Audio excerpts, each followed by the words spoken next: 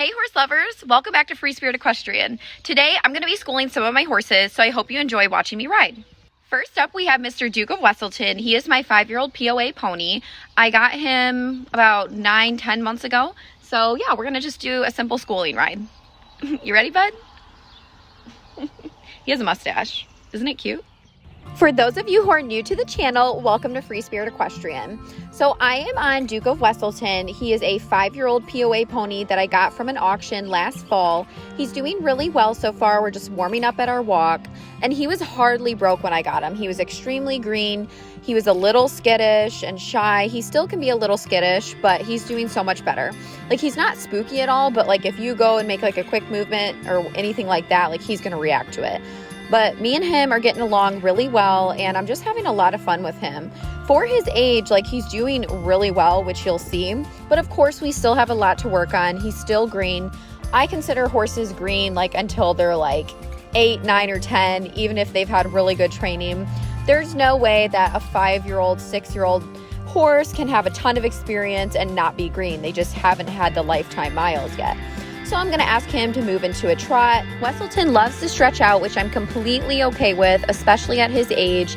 I shouldn't be asking him to really collect a lot. Like, he doesn't have the muscle, even though he's like a good weight, good muscle, he doesn't have the training muscle to be able to really collect and move at like higher level motion. So I'm just going to let him develop self-carriage naturally.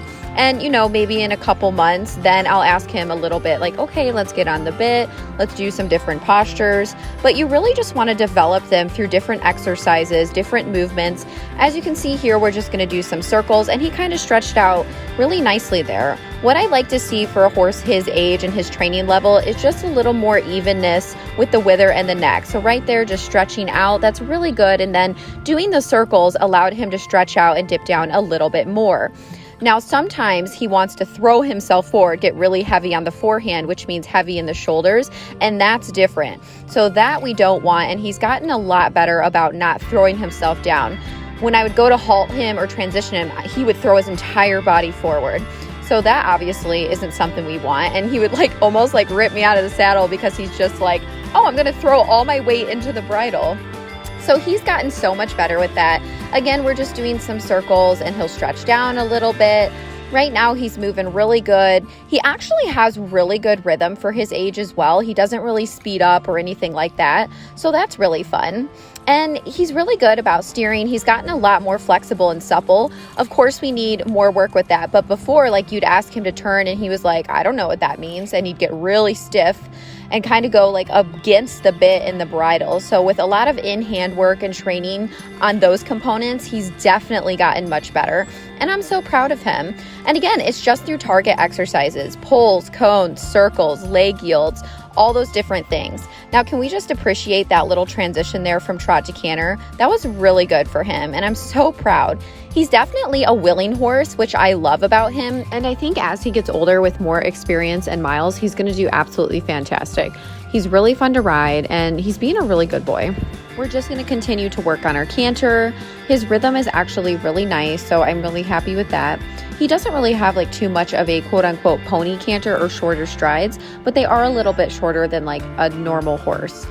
Really fun though. Okay, so we're transitioning back to our jog, and he's doing good. So see how he wanted to really like stretch down into his nose? I just kind of held. I didn't like do anything other than told him to like, okay, we're going to use some self-carriage and keep our head up a little bit more. We're going to do some circles at the canter. I think that's really helpful, gaining more suppleness and a little more bend while in the canter. And he's doing great. Riding green horses and younger horses is definitely a different experience. It's really fun, but it can also be challenging, and it's a lot harder, you know, to look balanced and poised because you're not only working on yourself and your own posture, but you're trying to teach the horse too as well. But that's one of the fun aspects of it, and I really enjoy the challenge. And Duke of Weselton, he is such a good boy. He's a really fun pony, and I'm really enjoying our training process and time together. And right now we're working on some neck reining, so he's doing really good with neck reining lately. And I'll do some circles, I'll do some turns, and I'll get him situated so that he can do it like on turns, bends, circles, and practice that way. Definitely requires a little bit more leg, but he really responds to it, and he's definitely willing and attentive. He wants to please, and that's just so wonderful. In a couple years, once Duke of Weselton is a little bit older with more experience, I could see him being like an awesome 4-H horse, a show horse, doing little like POA circuit shows, just because he's like a nice kind of all-around type. And I think like once he's around like 7 or 10, he'd be a really great kids horse. But right now he still needs miles, he needs direction, he needs guidance because he's 5. But all around, he's going to make somebody very happy when that time comes. So again, we're just working on cantering while neck reining. Again, I'm just turning him, asking him to stop. That was pretty good. He did open his mouth and gape a little bit. I'm going to ask him to move over with my leg, do a little bit of lateral work as well, just to make sure he's responding. I try to do like different things without asking too much. Like sometimes I'll stop and I'll ask for a few steps back. Sometimes I'll halt and I'll ask for a leg yield. Sometimes I'll just halt. So it really just depends. I want them to be responding to what I'm asking them in that moment. And as you can see, we transitioned to canter there.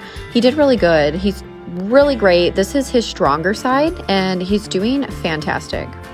Once you get Weselton into work mode, he's just like so fun. Like I feel like we could just go running out in the field, go work cattle. Like he really just gets in that zone and it's such a fun, thrilling feeling. I could canter him around here all day long. He's fantastic. And he's getting a lot better about his circles and neck reining. It's just so fun. In the beginning, like he really would like pull on the bit, pull to the side, not want to stay on the rail, fall in really hard to the circles. And now it's just like relatively easy, especially like while neck reining. And it's really fun and honestly like freeing. I love cantering him around. He has such a good rhythm. Like it's not too fast, it's not too slow. Like it's a lovely like working ranch type canter.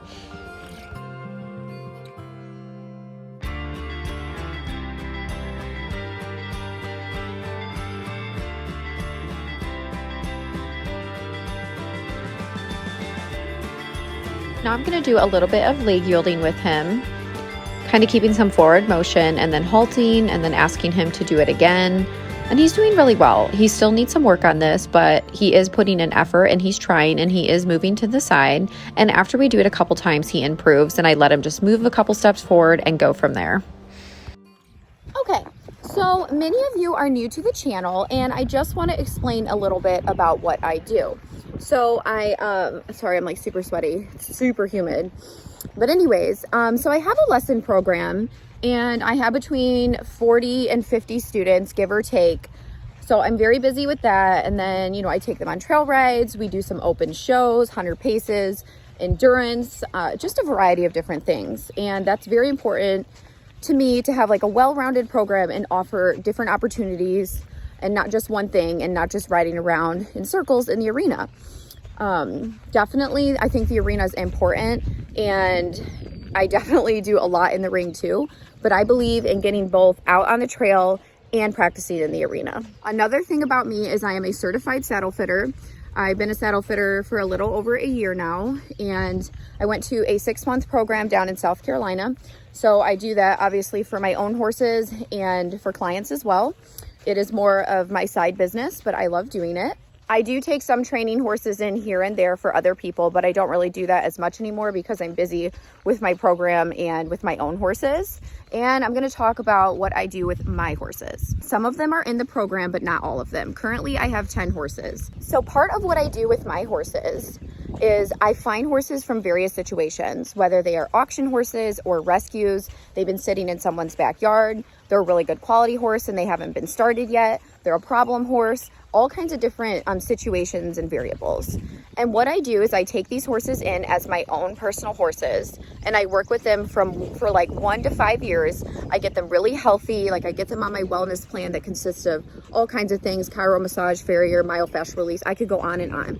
So I get them in my program, my horse program, and I work with them. And then what I do is I find them their home when the time comes. No, these horses aren't available for adoption. They are at the market price, which is appropriate for that horse's value, because I'm not grant funded, I'm not donation funded. I'm putting all of my time and personal money and energy into them because they're my personal horses. And then when the time is right and I feel as though I've made a difference in that horse's life and that they have a good education, relatively well-rounded and healthy, I find that appropriate home for them. I list them for sale. So I definitely do not flip horses. Again, like sometimes I don't even make money from doing this. But the money that I do make, it makes room for the next horse, and it allows me to be able to do that financially by selling them when the time's right. So it's like a self-funding system, and I really do feel like I'm making a difference in horses' lives, and it's something that I strive to do, and that's really important. So I'm telling you this so that you understand what I do, but also I don't keep all of them. So there's going to be a time when I sell them, and I am planning on selling a few this summer, and it's part of what I do when I feel they're ready. Jiminy is my heart horse. I will never ever sell him. He will stay with me for life. And Bagheera, because she is older, 25, I won't be selling her either, because I just don't think that's fair. That's not going to be a good situation for her, and I want to do what's best for the horse, of course. So, hey, that rhymed. So I just want you guys to understand that as you're seeing these videos, I'm getting a lot of comments like, oh, he'll be such a great horse for you forever. Not all of them are staying with me. And again, right now, the only ones that will stay with me are Jiminy and Bagheera. The rest will be for sale when the time comes. And it is really hard. And if I ever had like a ton of money, then I probably would just keep them and lease them out to like really, specific people. So yeah, just wanted to give you that insight. Oh my gosh, I just brought Weselton in. We just got hit with this huge storm. I gotta get everybody in. So obviously I won't be schooling other horses. This is freaking crazy. I'm getting you guys, I'm coming. Freaking Michigan. Look at this, this is insane.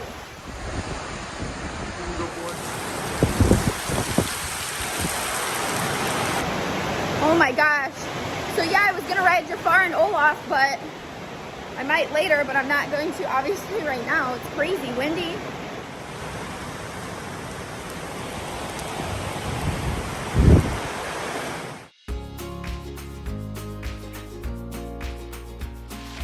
Okay, I got all the horses in for a couple hours, let them all out, and it cleared up. So I got my 6-year-old Frisian heritage horse Jafar here, and I tacked him up, and we are getting ready to go for a little ride. I'm so excited to school him. He's been such a lovely boy. So I did some groundwork with him, and then the second I went to mount, it started to rain. But you know what? I need to train and school horses, and it's not like horribly like a huge downpour like it was earlier. So I'm just gonna ride him through this. I am limited on time, and I'm like, we are all warmed up and tacked up, ready to go. So I'm doing this. Anyways, yeah, so we did some groundwork, and then we warmed up at the walk for about 10 minutes. Now we moved into the trot. As you can see, he's doing so well. A lot of you have seen Jafar's auction video. You've seen him from the beginning, or you've checked out his playlist. And if you haven't, check it out. It's in the description. He has come so far. He had only had a couple rides on him under saddle when I got him. So he really was very head high. He didn't understand like how to use his body or how to get round. Plus, he does have more of a curved back. He has no issues with like functionality or soundness. He's been evaluated multiple times because I want to stay on top of everything. But it is a genetic, conformation defect. So we work extra hard to make sure that we are bringing him along properly. And now that he's developed some muscle and some balance under saddle, now I'm asking him for a little bit of collection and a little bit more roundness. You can't do this immediately in the beginning because that would just be false collection and they wouldn't understand or have the strength to be able to do it. So this is actually the third ride. I'm asking him to get on the bit a little bit and to use his body and round up. And he's taking to it quite well. So once in a while, he will get behind the vertical. If you imagine an imaginary line straight down the horse's face, if their nose goes behind that, they're behind the vertical. If it's on that line, the imaginary line, their nose, then they're on the vertical. If it's just above it, then they're on the bit. So we're working on that fine line between being on the bit and on the vertical. So as he's like developing and learning how to get into the bridle, he does sometimes go behind the vertical, and that is not what we want. But again, it's going to happen just like in the first stages. The more we do this though, like the better he's becoming at it. Like, he is going to be absolutely phenomenal. I think he's going to be a really nice dressage prospect. I have some plans with him, but he is so fun. Okay, so we're working on a little bit more of an extended trot now. Nothing super fast, but I just wanted him to pick up the pace a little bit more than just like a regular, like slower trot. And he's doing really well. Jafar used to be like, I wouldn't say that he's spooky. He's just more like aware of what's going on. So you just have to pay attention. Even though his movements look really floaty and fun, it takes a lot of skill, and he's not like easy to just sit there and look beautiful because he has animated movement from his Frisian side. So he's half Frisian, half standard bred, Frisian heritage horse, and he is registered. But anyways, like they have that bigger movement and it's more animated, like up in the air, there's more impulsion. So it does take a little bit more effort. So my core is always getting a good workout when I ride Jafar. But I do think for Jafar's age and training, like again, I think it's just under a year of under saddle work. He looks phenomenal. He is going to make somebody very happy. He's a beautiful horse. He has a wonderful nature, and he is really fun to work with. Like he holds you accountable, but it's nothing like too much. Like it's really fun. And you just feel like kind of fancy when you're riding him, or at least I do. He is my fancy pants horse. I love him. So now I'm just going to loosen the reins and just kind of let him move the way he wants to. And he's doing really well. I think it's very important to explore different postures throughout your training sessions and also different speeds. So again, I was talking about going into an extended trot, into like more of a working trot, walking, jogging, all kinds of different speeds so that the horse can respond to what you're asking them in that moment. We're going to back up a little bit, do some rein back, and then I'm going to ask him just to move over a little bit. Again, we are just learning about more lateral work and improving that, but he's doing a good job. Now I'm going to halt and kind of reposition him, and then I'm going to ask him to move away from my leg after taking a couple steps back, just to make sure he's responding. Jafar does better when I ask him to leg yield when we're in more of a forward motion. But again, we're obviously going to practice like some side passing and stepping to the side a little bit and doing some half passes when we're at the halt as well. But he does really well with leg yielding, like at the trot and a little bit at the canter. Again, just gaining that balance. Such a good boy. We're going to go back into our trot. And again, I just have kind of a loose rein right now, not asking for much contact. We're going to do some circles. I want him to naturally stretch down into the bit and bridle just by doing these exercises. Talking about different postures again. So throughout Jafar's training sessions, we will start with some self-carriage where I have no contact, kind of like what I'm doing now, very loose rein. I'll get him to round a little bit, get on the vertical, and then on the bit as well. So I want to do these different postures and exercises so that he doesn't become stiff and that he has fluidity throughout our session. You don't want to just go in the ring and do one thing all the time or one posture. That's how the horse is going to get very stiff, get more, sore, and also it's just redundant. Like you want them to be doing different things, keeping them like mentally in check and also physically. So that is very important to me when it comes to working horses in the ring. And Jafar is being so good. I'm so proud of him.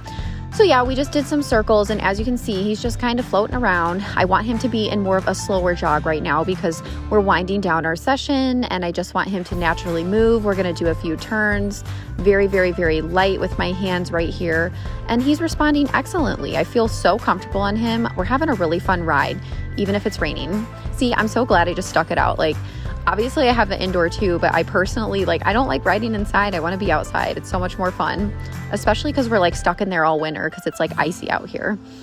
Also, horse lovers, thank you so much for all your support. It means the world to me. And don't forget to like and comment on this video so that our channel will continue to grow thanks to all your amazing comments. Really appreciate it. Okay, so our session is basically done. I'm going to cool him out, and I'm so proud of him. He is such a delightful boy. I really hope you enjoyed watching, horse lovers, and I'll see you next time. Bye.